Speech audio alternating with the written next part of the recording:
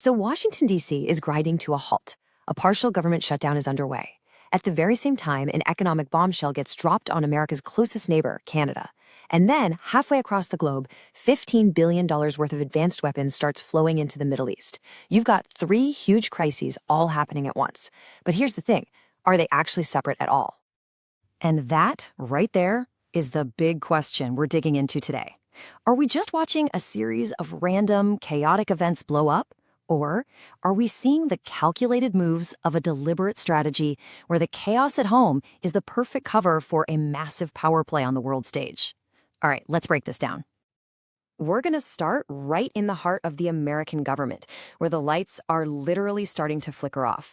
The first piece of this puzzle isn't some foreign threat. It's a self-inflicted wound, a partial government shutdown, putting federal agencies and a lot of paychecks right on the line. Okay, so here's how it all went down.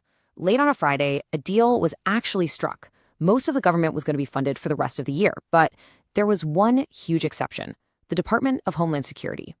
DHS was singled out, carved out, and given only a tiny 2-week funding extension. So when that midnight deadline hit, boom, a partial shutdown began, all because of this one agency. So you have to ask, why? Well, the scale of this is it's staggering. A shutdown hitting DHS puts 75% of its operations on ice. And we're not just talking about some minor paperwork here. We're talking about vital public services, things like education, health, housing, all grinding to a halt. Only about a quarter of its functions are considered essential enough to keep running, and even those are under enormous strain. Troops, for example, could go without pay if this thing really drags on. So here's the absolute heart of the matter. The entire shutdown, it all comes down to immigration. See, DHS is the agency that runs ICE and Border Patrol. They're the shark end of the spear for the administration's immigration policies. And Democrats in the Senate basically drew a line in the sand saying they refused to write what they called a blank check for a major escalation in raids, especially in sanctuary cities. And this quote from Senator Dick Durbin, man, it just perfectly captures the argument from the other side. He's basically accusing the administration of completely misusing these funds, of going after peaceful communities instead of focusing on the real threats, like actual human traffickers. So you see, this isn't just a simple budget fight. This is a fundamental battle over American policy and its priorities. And just as Washington was completely consumed by this internal chaos, the White House abruptly opens two brand new fronts, this time on the global stage. Suddenly, the focus shifts from paralysis at home to decisive and really controversial action abroad. The first shockwave came, of all places, from social media. In a pretty stunning post, the president threatened to decertify all Canadian-made aircraft, and then, even more dramatically, to slap a 50% tariff on any new Canadian planes sold in the U.S. Just like that. A trade war with a key ally announced in a flash. Let's just pause on that number for a second. 50%. To be clear, this is not some minor adjustment. This isn't a subtle negotiating tactic. This is an economic hand grenade, a shot across the bow that's designed to cause maximum disruption and send a message you absolutely cannot ignore. So what was the official reason given for this massive threat? Well, it was framed as retaliation. Apparently, Canada had refused to certify a few models of Gulfstream jets, which happened to be built down in Georgia. So the administration presented this as an America First move, punishing a partner for what they saw as an unfair trade practice. And while this trade fight with Canada was blowing up, a second, even bigger move was being made, almost in the background. And the number, it's nearly $16 billion. That's the value of a massive arms sale that was quietly approved while everyone was distracted by the shutdown drama. A sale aimed at fundamentally changing the power dynamics in the Middle East. The deal itself is enormous. We're talking $9 billion in advanced Patriot missile defense systems for Saudi Arabia, and almost $7 billion for Israel, including Apache attack helicopters and tactical vehicles. The strategic goal here? It's crystal clear. Arm key allies in the region to counter Iran and its network of proxies. So let's recap. We have a government shutdown, a major tariff threat, and a massive arms deal. On the surface, they feel completely disconnected. But what if they're not? What if this is all part of a calculated, three-part play?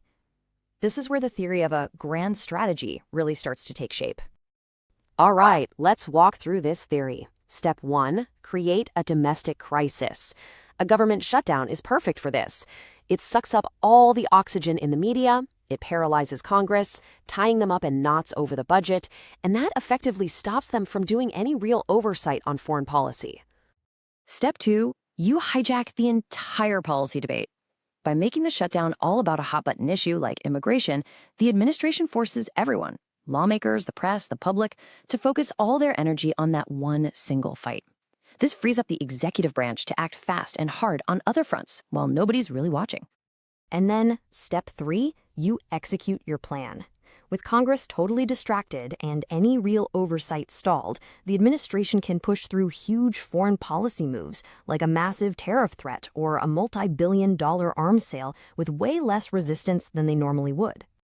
So here it is, the whole picture laid out. You've got 3 separate fronts, each with a specific action and a clear goal. The fight at the border is to control immigration policy, the trade threat is to protect U.S. industry, and the arms surge is to project strength against Iran. Now, when you see it all together like this, it starts to look a lot less like random chaos and a whole lot more like a coordinated strategy to hit multiple targets at once. Now, I know this all sounds like some high-level geopolitical chess match played out in capitals and on social media, but the ripple effects, they don't stop at the border. Let's make this personal, because these moves could have a very real impact on your wallet, your travel, and even your security. Think about your travel plans. A long shutdown could mean longer lines and delays at the airport. A trade war over airplanes? That could eventually mean higher ticket prices for all of us. And what about the price of gas? Sure, the arms deal is meant to create stability in the Middle East, but more weapons and a volatile region can also raise the risk of conflict, which almost always messes with oil supplies and makes prices at the pump go up. Then there are jobs. Immigration raids, like the ones being talked about from Minneapolis, can disrupt local economies. And wider trade wars can hit manufacturing. Finally, think about your 401k. Wall Street hates uncertainty, and this mix of political chaos at home and aggressive moves abroad is a recipe for a volatile market. Of course, there are 2 completely different ways of seeing all this. On one side, you have critics and Democrats arguing the shutdown actually makes America less safe, that the raids hurt the economy, and that the tariff threat is just a big bluff. On the other side, you have the administration and the GOP arguing that their opponents are blocking national security, that a shutdown is a necessary tool to get things done, and that ultimately, these are all moves in a winning strategy. So where does this high-stakes game go from here? The situation is moving incredibly fast, but you can sort of see 5 potential paths this could all go down, ranging from a pretty quick and clean resolution to, well, a much more dangerous escalation. Okay, scenario 1, the best case. It all gets resolved quickly, the shutdown ends, the tariff threat was just a bargaining chip and it fades away. Scenario 2 is prolonged chaos. The shutdown drags on for weeks, troops miss paychecks, the aircraft fight grounds planes. Scenario 3, the pressure works, Canada folds, giving the White House a political victory. Scenario 4 is the long shot, a real compromise in Congress that actually leads to immigration reform. And then there's Scenario 5, the darkest timeline, total escalation. The trade threat sparks a wider trade war, and the arms deal helps light a new fire in the Middle East. Which brings us right back to where we started. As all of this unfolds, are we watching a brilliant, game-changing strategy that uses chaos as a tool to get what it wants? Or is this just a reckless, high-stakes tantrum with potentially devastating consequences for the world and for you? The answer is still being